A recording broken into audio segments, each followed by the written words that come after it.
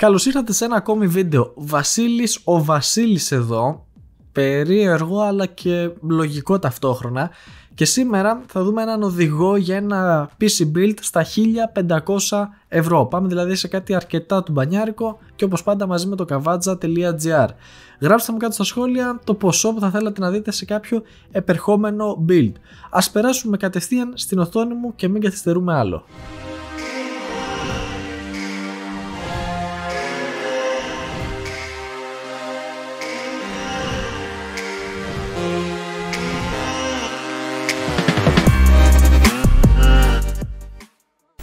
Μαζί λοιπόν με το kavadza.gr, το πολύ γνωστό πλέον σε όλους ηλεκτρονικό κατάστημα, που έχουμε ανθημερών παράδοση σε 250 περιοχές της Αττικής, εφόσον υπάρχουν διαθέσιμα τα πράγματα, 99,9% ικανοποιημένοι πελάτες σύμφωνα με τις δικές σας αξιολογήσεις και φυσικά διεθνείς πιστοποίησεις που όσο να πεις δίνουν μια αξιοπιστία στο κατάστημα. Με αυτό που θα ασχοληθούμε εμείς είναι το κόκκινο κουμπάκι, ο PC Builder, και μάλιστα τα συγκεκριμένα PC parts μου τα έχει προτείνει ο τεχνικός του καταστήματος, οπότε για να δούμε λίγο παρέα τι μας έχει επιλέξει, ποια κομμάτια μας έχει επιλέξει, και κλασικά θα ξεκινήσουμε με το κουτί. Βλέπουμε εδώ πέρα την γκάμα που έχει, που είναι αρκετά μεγάλη.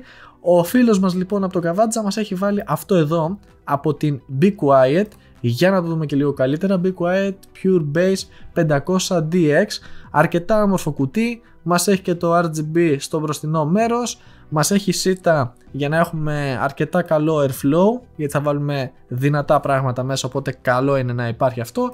Συν ότι έχουμε και αρκετούς χώρους στο εσωτερικό για να χωρέσουν τα πάντα άνετα και όμορφα. Στη συνέχεια αυτό που θα χρειαστούμε είναι και η βάση του συστήματος, που είναι η μητρική.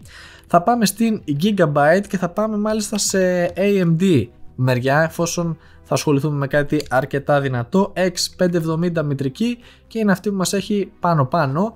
Να τη δούμε λίγο καλύτερα μιας και την έχω ανοιχτή. Gigabyte λοιπόν X570 Aorus Elite, η οποία είναι αρκετά του μπανιάρικη μητρική, μας παίρνει 2 NVMe, PCI Express Gen 4, 4 DIMM RAM slot, αρκετά ικανοποιητικά VRM, και τέλος να δούμε και πίσω τι υποδοχές μας βγάζει, 4 USB 2, 4 USB 3 και άλλες 2 3,1 πολύ καναλό ήχο, HDMI, συν ότι μπορούμε να κάνουμε και BIOS update κατευθείαν από τη USB που μας έχει στο πίσω μέρος, αρκετά θετικό αυτό. Ικανοποιητικότητα μητρική στα 200 ευρώ πιστεύω είναι αρκετά καλή βάση για το σύστημά μας, για να βάλει τον τουμπανιάρικο AMD Ryzen 7 2800 XT. Ο XT είναι η αναβαθμισμένη, ας το πούμε έτσι, έκδοση, η οποία έχει υψηλότερα ρολόγια, φτάνει στα 4,7 GHz και κρατώντας πάλι το TDP στα 105W. Δεν έχουμε όμως ψύκτρα στο κουτί, οπότε θα χρειαστεί να βάλουμε μία εμείς. 8 πυρήνες, 16 threads. Το συγκεκριμένο σύστημα απευθύνεται, βασικά είναι λίγο πιο workstation PC. Βέβαια με την κάρτα γραφικών που θα έχει μέσα εννοείται θα μπορεί να παίξει όλους τους τίτλους σε αρκετά υψηλά FPS. Επιστρέφουμε στον PC Builder και πάμε στην κάρτα γραφικών. Ναι, μεν μπορεί να μιλάμε για ένα workstation σύστημα που κατά κύριο λόγο εκεί πέρα χρειαζόμαστε επεξεργαστή για να κάνουμε τα render για παράδειγμα, αλλά π.χ. αν ασχοληθούμε με κάποιο Premiere και αρχίζουμε και βάζουμε πολλά εφέ πάνω σε ένα βίντεο ή κάνουμε κάποιο πρόγραμμα γραφιστικής, εκεί πρέπει να έχουμε και μια δυνατή κάρτα γραφικών για να καταφέρει να βγάλει πέρα το render. Θα πάμε σε μια 5700 XT, μάλιστα θα είναι πάλι από την Gigabyte που την έχουμε ξαναδεί τη συγκεκριμένη κάρτα.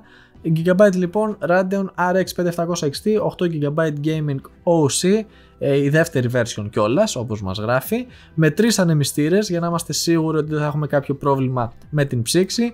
Μας έχει και κάποιο τυπικό RGB, το λογότυπο της εταιρείας, και κάμποσες υποδοχές πίσω για να συνδέσουμε μέχρι και 4 οθόνες. Εντάξει, δεν νομίζω να φτάσει κάποιος σε αυτό το σημείο. Συν ότι πέρα από την δουλειά που μπορεί να βγάλει αυτή η κάρτα, παίζει όλους τους τίτλους σε εννοείται ultra και high γραφικά. Θα χρειαστούμε και μνήμες, θα χρειαστούμε RAM, και αφού μιλάμε για ένα δυνατό σύστημα δεν θα μείνουμε τώρα με τα απλά 16 GB, αλλά θα πάμε ένα βήμα παρακάτω. θα πάμε σε αυτές εδώ, να τις ανοίξω να τις δούμε καλύτερα. Crucial Ballistics 32 GB λοιπόν, 2 τιμάκια των 16 και σε αυτό το ωραίο κόκκινο χρώμα, συν ότι έχουμε και το RGB στο πάνω μέρος για τους πιο κάγκουρες της υπόθεσης. Αλλά πέρα από τη χωρητικότητα που είναι σημαντική, έχουμε συχνότητα στα 3600 MHz, συν ότι έχουμε cache latency στα 16 που είναι ένα πάρα πολύ καλό νούμero για ένα high-end σύστημα. Επιστρέφουμε πίσω και πάμε στο τροφοδοτικό, το οποίο χρειάζεται για να πάρει μπροστά το σύστημα, και θα βάλουμε πάλι μια επιλογή που έχουμε ξαναδεί σε προηγούμενο βίντεο. Θα πάμε σε Corsair, το RM650X, το οποίο είναι full modular για να μπορούμε να κάνουμε καλύτερο cable management μέσα στο κουτί χωρίς να έχουμε τα περιττά καλώδια. Είναι αρκετά ποιοτικό τροφοδοτικό, 650W φτάνουν και περισσεύουν για το σύστημα. Η συγκεκριμένη κάρτα προτείνει τροφοδοτικό 600W, οπότε είμαστε υπερκαλυμμένοι. Συν ότι είναι 80 Plus Gold, κάτι πολύ θετικό να υπάρχει στο τροφοδοτικό που θα επιλέξουμε. Κάπου όμως πρέπει να υπάρχει και το λειτουργικό μας σύστημα ή τα αρχεία μας, πάρτε το όπως θέλετε. Θα χρειαστούμε έναν NVMe λοιπόν, γιατί high-end σύστημα θέλουμε και κάτι αρκετά έτσι δυνατό, αρκετά γρήγορο, και θα πάμε σε PCI Express Gen 4, μιας και το υποστηρίζει η μητρική μας. Να τον βρω κιόλας, θα πάμε σε αυτόν εδώ, τον 520, τον Seagate λοιπόν FireCuda 520 στα 500 GB, η οποία τιμή στα 110 ευρώ για PCI Express Gen 4 είναι πάρα πολύ καλή. Σε ανάγνωση έχουμε 5000 MB το δευτερόλεπτο, πολύ καλή ταχύτητα, και εγγραφή 2500.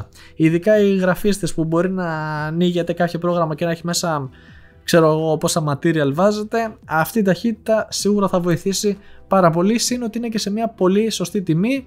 Κάτι που μπορεί να αξιοποιήσει για την ώρα μόνο η AMD πλευρά με το PCI Express Gen 4.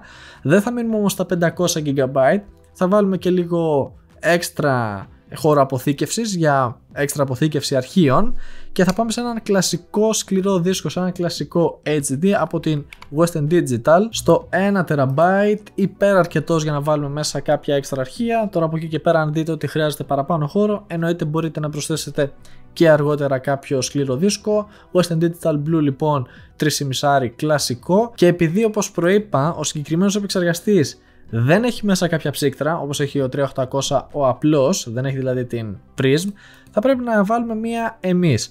Αυτή που θα χρησιμοποιήσουμε θα είναι από την Arctic, η Freezer 34 eSports Duo, κάποια που είδαμε και πολύ πρόσφατα στο κανάλι που έκανα ένα review.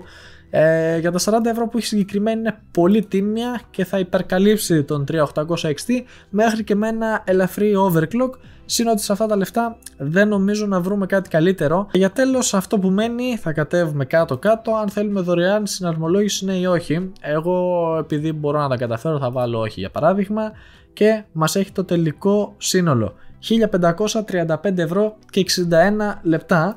Πατάμε μία προσθήκη στο καλάθι για να μας τα βάλει όλα μαζί και να κάνουμε και μια εμφάνιση καλαθιού, και πλέον έχουμε όλα τα πράγματα. Εννοείται μπορείτε να επιλέξετε και ναι στην δωρεάν συναρμολόγηση, ό,τι θέλετε κάνετε. Τη λίστα με όλα τα link θα την έχω κάτω στην περιγραφή για να μην ψάχνετε, και έχουμε ένα αρκετά δυνατό workstation σύστημα που εννοείται μπορεί να παίξει και οποιοδήποτε παιχνίδι ή και να κάνει και stream, γιατί μιλάμε για 8 πυρήνες, 16 threads, δεν θα έχετε κανένα απολύτως πρόβλημα. Πέρα όμως από τα link για να μην ψάχνετε τα πράγματα, κάτω στην περιγραφή θα βρείτε δικά μου link για Facebook και Instagram. Ακολουθήστε με εκεί πέρα γιατί ανεβάζω έξτρα υλικό. Κουμπί συμμετοχής πατώντας το στηρίζετε πάρα πολύ αυτό το κανάλι και έχετε κάποια πλέον εκτήματα. Και κάθε Τετάρτη 8 ώρα το απόγευμα έχουμε τεχνολογικά νέα live, και κάθε Σάββατο 10 ώρα το βράδυ έχουμε gaming live. Σας περιμένω εκεί μέσα. Τα λέμε λοιπόν στο επόμενο βίντεο ή live. Να περνάτε καλά και γεια σας.